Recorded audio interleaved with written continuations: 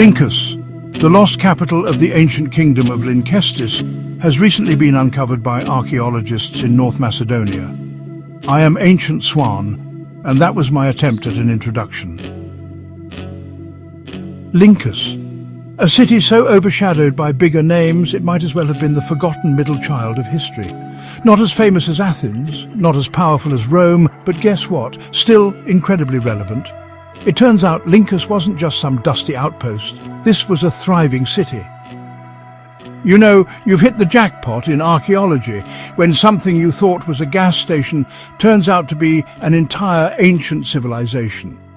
For years, historians thought they were digging up some lowly Roman military outpost, but surprise! Turns out they had their hands on a forgotten Macedonian metropolis. This is why you don't ignore history, folks, because sometimes it sneaks up and smacks you in the balls with a 7-acre acropolis. The discovery of Lyncus sheds light on a civilization that played a crucial role in the history of ancient Macedonia, particularly in the era leading up to Alexander the Great's reign. The city, believed to have been founded in the 7th century BCE, was a significant hub in Upper Macedonia, strategically positioned along trade routes leading to Constantinople and Lydia in modern-day Turkey, and trying really hard to look important while bigger empires stomped around nearby. Lyncus was the capital of Lynkestis, an autonomous kingdom in Upper Macedonia. The region was known for its mountainous terrain and strategic location, which made it an important center for trade and political maneuvering.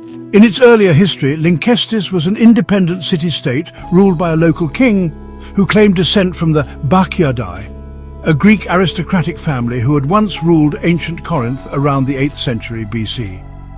It's like if the British finally kicked out the royal family for being shit, which they are, and so the king and his spawn all just up sticks from Buckingham Palace and move a few hundred miles north to found a new city while telling everyone around them to get used to it. The inhabitants of Lynkestis were known as Lynkestis. In the second half of the 5th century BC, Lynkestis was the strongest tribal state in Upper Macedonia under King Arabeus, with Lyncus as its capital. During the Peloponnesian War in 423 BC, the combined army of Lynkestis under King Arabeus and the Illyrians won against the joined forces of the Macedonian and Spartan armies at the Battle of Lynkestis. However, in a surprising turn of events, Lynkestis instead saw itself ruled by the very Illyrians they had earlier fought alongside. This situation remained for several decades until Illyria went to war with Macedonia, and Lyncus was conquered by Philip II of Macedon in 358 BCE. He showed up with all the subtlety of a wrecking ball and said, "You're Macedonian now, deal with it," bringing the city and its kingdom under the rule of the expanding Macedonian Empire. Although they became part of Macedon, Lynkestians retained their own king. After his conquest, Philip founded another city, Heraclea Lynkestis, which would then become the main city of the region. This was a deliberate tactic by Philip to ensure the region's resources fell under his power, instead of going through the power of the old capital, where the king of Lyncus still resided. Ancient Macedonia had originally been a small, initially insignificant kingdom in present-day Greece. However, as other major powers in the region fought and warred with each other, such as those between the Athenians, Persians and Spartans, this made it easy for the small Macedonia to grow and, under the heavy hand of King Philip II, to stake its claim to power. Soldiers from Lyncus were renowned and were regularly recruited for Macedonian armies. Later, they contributed to the Indian campaign led by Alexander the Great. One of the most notable figures associated with Lyncus is Eurydice I of Macedon, the grandmother of Alexander the Great. She was born in Lyncus and played a significant role in Macedonian politics, sticking her dirty little fingers into every political pie that she could, particularly into the pie securing the throne for her son, Philip II. Without her influence, the rise of Alexander the Great might have taken a different course. Trust me, you don't get to birth world conquerors unless your city has something going on. So, fast forward a couple thousand years, some folks with shovels start poking around North Macedonia. The ruins of Lyncus were first identified in the 1960s, but for decades archaeologists believed the site was merely a military outpost built to defend against Roman attacks. However, recent excavations have revealed a sprawling city complete with a 7-acre acropolis, a Macedonian-style theatre and a textile workshop. And yes, this is why archaeologists are cooler than me or you, because they accidentally trip over entire lost civilizations. In 2023, researchers from Macedonia's Institute, Museum Bitola, and California State Polytechnic University used advanced alien technologies such as ground-penetrating radar and drone-deployed LiDAR to map the site. Their findings confirmed that the ruins were far more extensive than previously thought, and showing that Lyncus was a thriving urban centre rather than a mere fortress. Imagine that.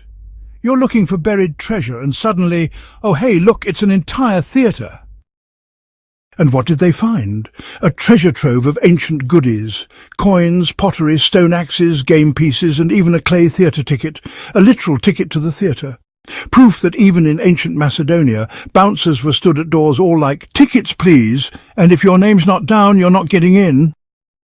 The discovery of a clay theatre ticket suggests that Lyncus had a vibrant cultural scene. The presence of such a large Macedonian-style theatre indicates that the city was not only a political and economic hub, but also a centre for artistic and intellectual activities. Imagine you could visit Lyncus, catch a play, paint a pot at the arts class, and then debate whether or not to stop whipping stuttering Steve the Slave every time he stutters. Another particularly notable find was a coin minted between 325 and 323 BCE during Alexander the Great's lifetime.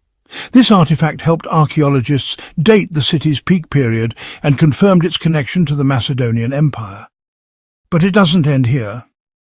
Further analysis of artifacts found at the site suggests that Lyncus was inhabited long before the rise of the Macedonian Empire. Stone axes and ceramic fragments indicate human activity in the area dating back to the Bronze Age.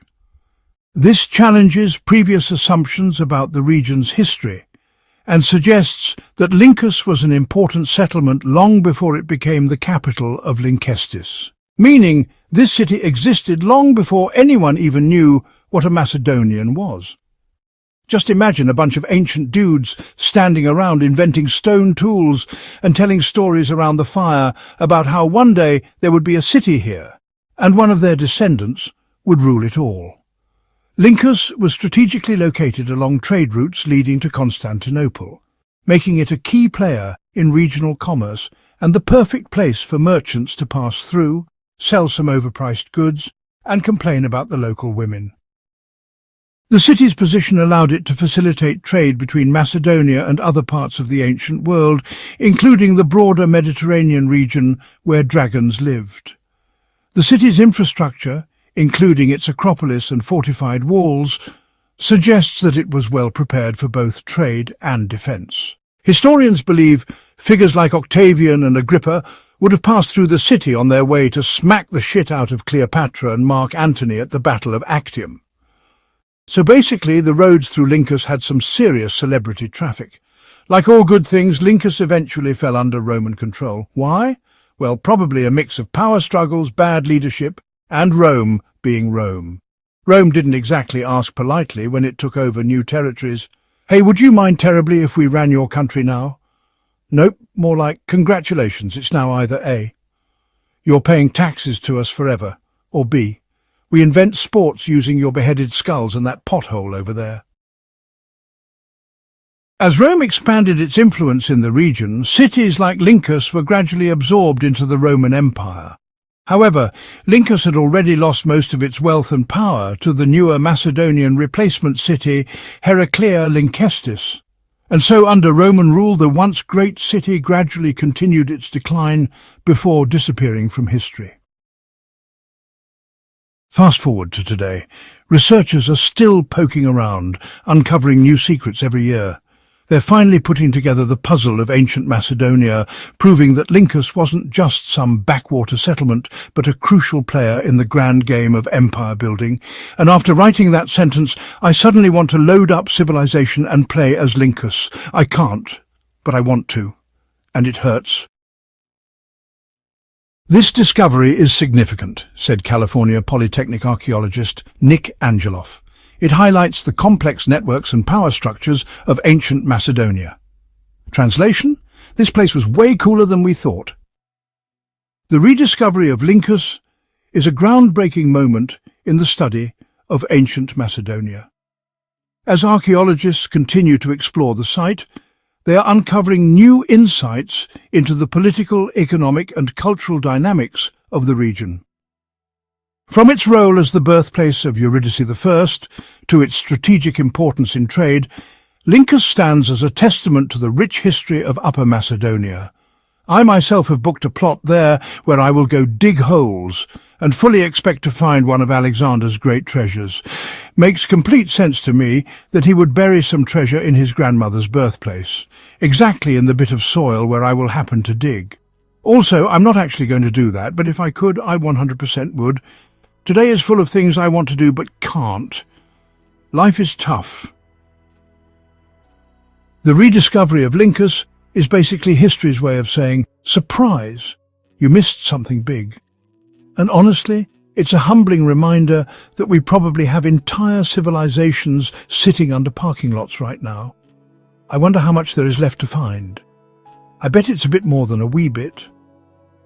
In a recent press release, Engin Nasu, curator-advisor archaeologist at the National Institute and Museum Bitola, said, "We're only beginning to scratch the surface of what we can learn about this period. All these studies are just a small part of the research of early European civilizations. I see it as a large mosaic, and our studies are just a few pebbles in that mosaic. With each subsequent study, a new pebble is placed, until one day we get the entire picture." And then, a few days after the news articles announcing this discovery, and a couple thousand years after Lyncus finally bit the dust, I came along and made this. Much of the footage you've seen in this video is from my own self-made map, this one made for the game, City Skylines 2, because that's just how I choose to live my life. I make maps, and then I make videos, and I love it, and that's that. I like to reimagine history, like what might Lyncus have become if Macedonia and Rome hadn't come along to steal all its power? If you also need to know, then you can grab the free map from the link in the description below. And now, after all of that, comes the map information, because it's good manners and that's how I was raised. Not to keep people waiting, not to be late, not to just drone on and on and on and on about irrelevant stuff, instead of the thing at hand like my mum, who is always doing that and drives me absolutely mental, just droning on and just constantly just never getting to the point. I hate when people do that. I would never do that. Anyway, what was the point? Yes, map information. When I read it to you, it sounds like this. Climate ranges from 5 to 28 degrees Celsius. Buildable area is 65%. Outside connections include roads, rail, sea and air. Power is also available. Natural resources consist of 94.4 square kilometers of wheat, 33.5 kilotons of forest, 164 kilotons of ore, and 89 kilotons of oil. The terrain features lots of flatland surrounded by mountains. And that's all, you beautiful people. That's all for Lyncus. Another city lost to time and only very recently rediscovered by my favourite ground pokers, the archaeologists. Thanks for coming, and don't forget to like and subscribe. It's YouTube's way of tipping the bellhop, and it helps me not die. Thanks again for coming, and I hope to see you next time. Peace, love and Lyncus. Goodbye!